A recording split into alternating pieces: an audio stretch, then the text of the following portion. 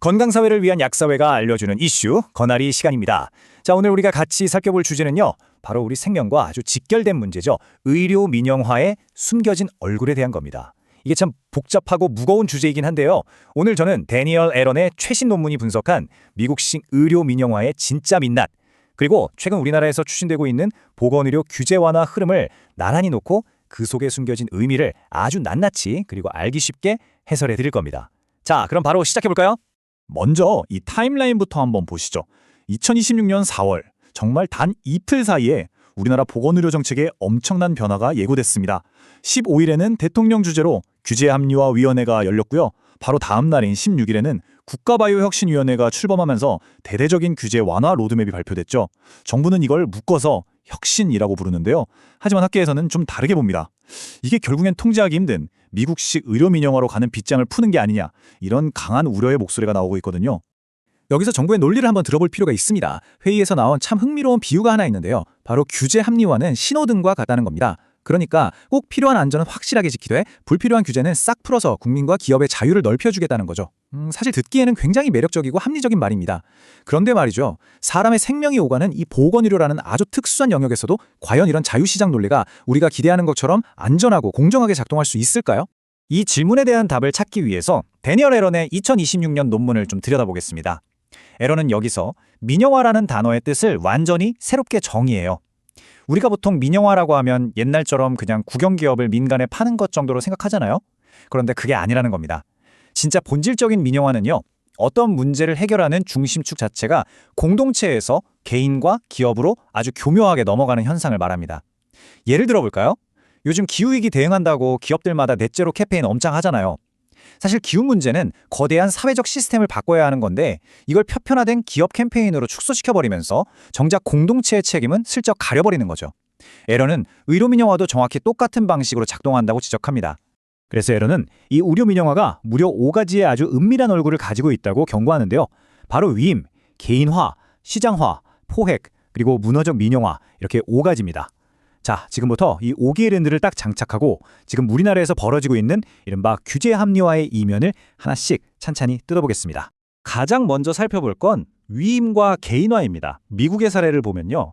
바이든 정부의 캔서 문샷 프로젝트가 대표적이죠. 이게 엄청난 규모의 공공자금을 민간에 턱 떼어주는, 즉 위임을 하는 방식인데요. 문제는 여기서 발생합니다. 이른바 자동보장 조항 같은 게 생기면서 만약 실패하면 그 위험은 공공이 다 떠안고 성공해서 이윤이 나면 기업이 독식하는 구조가 만들어진다는 거예요. 게다가 질병의 원인을 환경오염 같은 거대한 사회적 원인에서 찾는 게 아니라 철저히 은폐해버립니다. 그리고는 비싼 맞춤형 신약을 살 수 있느냐 없느냐, 즉 오로지 개인의 능력 문제로 짐을 떠넘겨버리죠. 이게 바로 개인화가 가져오는 정말 치명적인 결과입니다. 자, 그럼 이번엔 세 번째 시장화와 네 번째 포획을 방금 말씀드린 한국 정부의 로드맵에 한번 대입해볼까요? 4월 16일에 발표된 로드맵을 보면 표준, 속도, 가치, 서비스, 이렇게 4대 전략을 내세우고 있습니다. 여기서 논문이 우려하는 건 대학이나 병원들이 영리를 추구할 수 있도록 빗장을 풀고 금융 규제를 완화해서 결국 의사들마저 이윤 추구에 내몰리게 만드는 시장화 현상입니다. 더 심각한 건 포획이에요. 국민의 안전을 최우선으로 지켜야 할 국가 규제기관이 마치 기업의 이윤 창출을 돕는 서비스 기관처럼 변질되는 것 아니냐는 거죠. 로드맵에 담긴 내용들이 바로 이런 우려를 뒷받침하는 단서로 지목되고 있습니다. 특히 로드맵에서 엄청 강조하는 게 바로 이 속도인데요. 사실 이 속도의 이면을 들여다보면 꽤나 아찔합니다. 철저한 임상평가를 축소하고 시장에 먼저 진입시키는 선진입 후평가 제도가 대표적인데요. 에런의 분석에 따르면 이건 굉장히 위험한 덫입니다. 이미 미국 FDA 사례가 있거든요. FDA가 산업계에 포획되면서 가속 승인, 즉 조건부 허가를 남발했잖아요. 그 결과가 어땠냐고요? 진짜 세상을 바꿀 혁신은 사라지고 그냥 기존 약을 살짝 바꾼 비싸기만 한 미투 약물들만 시장에 넘쳐나게 됐습니다.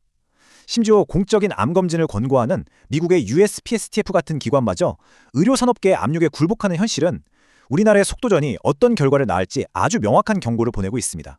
이제 마지막 퍼즐, 바로 문화적 민영화입니다.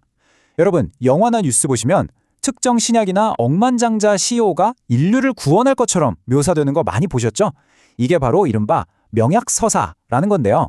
고령화 시대에 접어들면서 엄청난 돈이 몰리는 실버 시장을 장악하기 위해 기업들이 이런 서사를 끊임없이 확대 재생산하는 겁니다.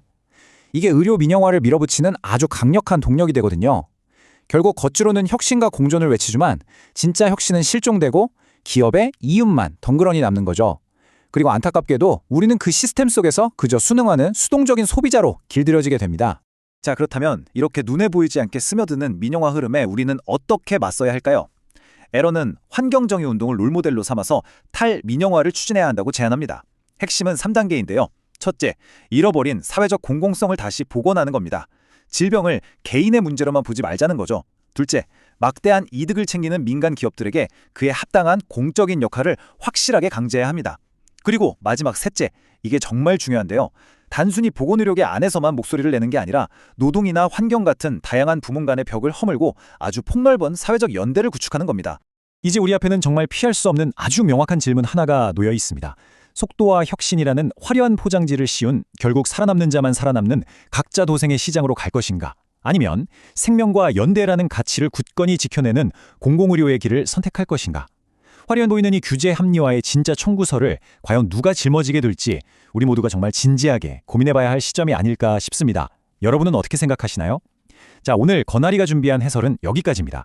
다음 시간에도 꼭 알아야 할 중요한 이슈들 제가 아주 명쾌하게 싹 풀어서 다시 찾아오겠습니다. 함께해 주셔서 감사합니다.